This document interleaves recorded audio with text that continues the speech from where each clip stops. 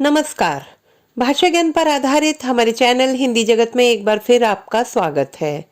बच्चों, quick revision 2024 की इस सीरीज में हम चैप्टर वाइज रिवीजन करते हुए प्रश्नोत्तरों के माध्यम से पाठ के सभी आवश्यक बिंदुओं पर निगाह डाल रहे हैं, जो आपकी परीक्षा प्रश्न पत्र में एमसीक्यूज और विस्तृत प्रश्नों के लिए भी आवश्यक हैं। हमारा आज का वीडियो कक्षा 10वीं कोर्स ए की पाठ्य पुस्तक क्षितिज भाग 2 के अंतर्गत जयशंकर प्रसाद जी द्वारा रचित पद्य पाठ आत्मकथ्य पर आधारित है। तो आइए प्रारंभ करते हैं। प्रश्न 1। कवि जयशंकर प्रसाद किस वाद के प्रवर्तक माने जाते हैं? उत्तर: कवि जयशंकर प्रसाद छायावाद के प्रवर्तक माने जाते हैं। प्रश्न 2। जयशंकर प्रसाद जी की सर्वश्रेष्ठ काव्य रचना कौन सी है? उत्तर: कामायनी। प्रश्न 3। आत्मकथ्य कविता पहली बार कब और किस पत्रिका में छपी थी? उत्तर: आत्मकथ्य कविता पहली बार सन 1932 में हंस के आत्मकथा विशेषांक में छपी थी। प्रश्न 4। आत्मकथ्य कविता में प्रसाद जी अपनी सरलता को उपहास के योग्य क्यों मानते हैं? उत्तर: प्रसाद जी अपनी सरलता को उपहास के योग्य इसलिए मानते हैं क्योंकि उनकी इसी सरलता का लाभ उठाकर लोगों ने उन्हें अनेक बार धोखा दिया है। इसी सरलतापूर्ण व्यवहार के कारण उन्हें जीवन में अनेक कष्टों का भी सामना करना पड़ा है। प्रश्न 5। आत्मकथा लेखन हेतु कौन कौन से गुण आवश्यक हैं? उत्तर: आत्मकथा लेखन हेतु किसी व्यक्ति के व्यक्तित्व में ईमानदारी, सच्चाई, निर्भीकता एवं विनम्रता जैसे गुणों का होना आवश्यक है। प्रश्न 6। जयशंकर प्रसाद अपनी आत्मकथा लिखने से क्यों बचना चाहते हैं?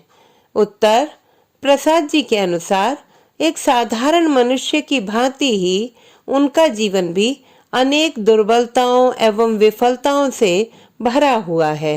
वह अपने जीवन की गोपनीय बातों को सार्वजनिक कर व्यंग्य एवं उपहास का पात्र नहीं बनना चाहते, इसीलिए वे आत्मकथा लिखने से बचना चाहते हैं। प्रश्न 7। देखोगे यह गागर रीति पंक्ति में रीति गागर से कवि का क्या आशय है? उत्तर: रीति गागर से कवि का आशय है कि उनका जीवन उपलब्धियों से रिक्त है, अर्थात उन्होंने अपने जीवन में कुछ भी उल्लेखनीय नहीं किया है। प्रश्न 8। स्मृति को पाथेय बनाने से कवि का क्या अभिप्राय है? उत्तर: कवि का जीवन व्यथा और नैराश्य से परिपूर्ण है। प्रिय की मधुर स्मृतियां ही अब कवि का एकमात्र सहारा हैं। स्मृति को पाथेय बनाने से कवि का अभिप्राय अतीत की सुखद स्मृतियों के सहारे शेष जीवन व्यतीत करने से है। प्रश्न 9। अभी समय भी नहीं है के माध्यम से कवि क्या कहना चाहते हैं? उत्तर: कवि के अनुसार उनकी पीड़ाएं अभी सुप्त अवस्था में हैं और उन्हें प्रकट करने के लिए वह उन्हें पुनः कुरेद कर अपने हृदय को पीड़ा पहुंचाना नहीं चाहते। इसीलिए कवि ने कहा कि यह समय अभी उचित नहीं है। प्रश्न 10। कवि स्वयं को थके पथिक की संज्ञा क्यों देते हैं? उत्तर: कवि स्वयं को थका हुआ पथिक इसलिए कहते हैं क्योंकि वह अपने जीवन के कष्टों, असफलताओं और प्रवंचनाओं से थक चुके हैं। प्रश्न 11। प्रसाद जी ने अपनी आत्मकथा के लिए भोली विशेषण का प्रयोग क्यों किया है? उत्तर: प्रसाद जी सरल व्यक्तित्व के स्वामी रहे हैं। उन्होंने अपना संपूर्ण जीवन छल कपट से परे सरलता, विनम्रता, सच्चाई एवं ईमानदारी जैसे गुणों के साथ व्यतीत किया है। ऐसे व्यक्ति की आत्मकथा के साथ भोली विशेषण का प्रयोग किया जाना उचित ही है। प्रश्न 12, उज्जवल गाथा कैसे गाऊं मधुर चांदनी रातों की पंक्ति में कवि के स्वरों में हिचकिचाहट व्यक्त होती है, क्यों? उत्तर, कवि के अनुसार उसके जीवन में भी प्रेम का समावेश हुआ था।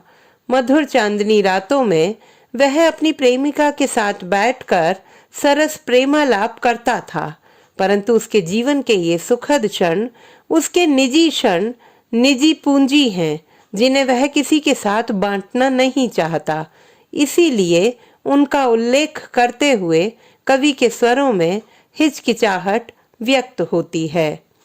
प्रश्न 13, प्रवंचना शब्द का अर्थ बताइए।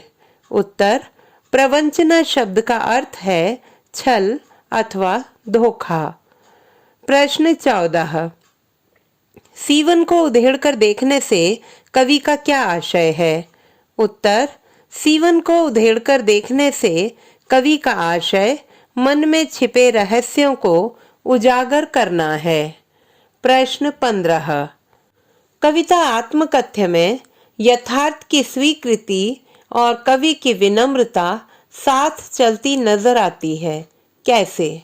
उत्तर, कविता आत्मकथ्य में कवि अपने जीवन की विफलताओं को स्वीकार कर यथार्थ से जुड़ता है, तो साथ ही स्वयं को साधारण मनुष्य कहकर अपनी विनम्रता भी प्रकट करता है।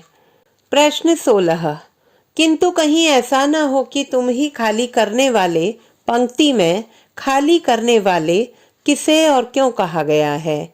उत्तर, प्रस्तुत पंक्ति में कवि आत्मकथा लेखन की जिद करने वाले मित्रों को ही खाली करने वाला कहता है, क्योंकि अपने निजी जीवन के कटु अनुभवों में कवि ने अपने मित्रों को ही अपनी खुशियों में बाधक पाया है। प्रश्न 17, कवि किस बात को विडंबना मानते हैं और क्यों? उत्तर, कवि अपनी बातों को कहकर अपनी सरलता को उद्घाटित करने को विडंबना मानते हैं, क्योंकि सुनने एवं पढ़ने वाले उससे प्रसन्न ना होकर उसकी आलोचना ही करते हैं। प्रश्न 18, कवि आत्मकथ्य लिखने की अपेक्षा क्या करना अधिक उचित मानते हैं?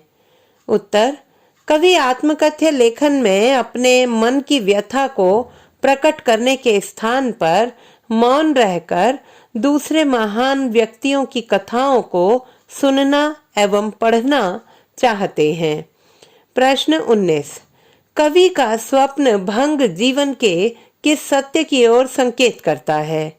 उत्तर, स्वप्न मिथ्या होते हैं, यही जीवन का सत्य है। स्वप्न की अवस्था में हृदय काल्पनिक दुनिया में विचरण करते हुए प्रफुल्लित रहता है, परंतु स्वप्न समाप्त होते ही यथार्थ सामने आ जाता है, जिससे हृदय टूट जाता है। प्रश्न 20, आत्मकथा कविता की काव्य भाषा की विशेषताएं बताइए। उत्तर, आत्मकथ्य कविता की काव्य भाषा की विशेषताएं हैं खड़ी हिंदी बोली का प्रयोग, ललित सुंदर एवं नवीन बिंबों का प्रयोग, विडंबना प्रवंचना जैसे नवीन शब्दों का प्रयोग, विविध अलंकारों का सुंदर प्रयोग। तो बच्चों, आशा करती हूँ कि यह वीडियो आपकी परीक्षा में न केवल वस्तुनिष्ठ प्रश्नों में, वर्णनात्मक प्रश्नों की तैयारी में भी अत्यंत सहायक सिद्ध होगा। क्विक रिवीजन सीरीज 2024 में हमारे अन्य पाठों पर आधारित आगामी वीडियोस देखना न भूलें।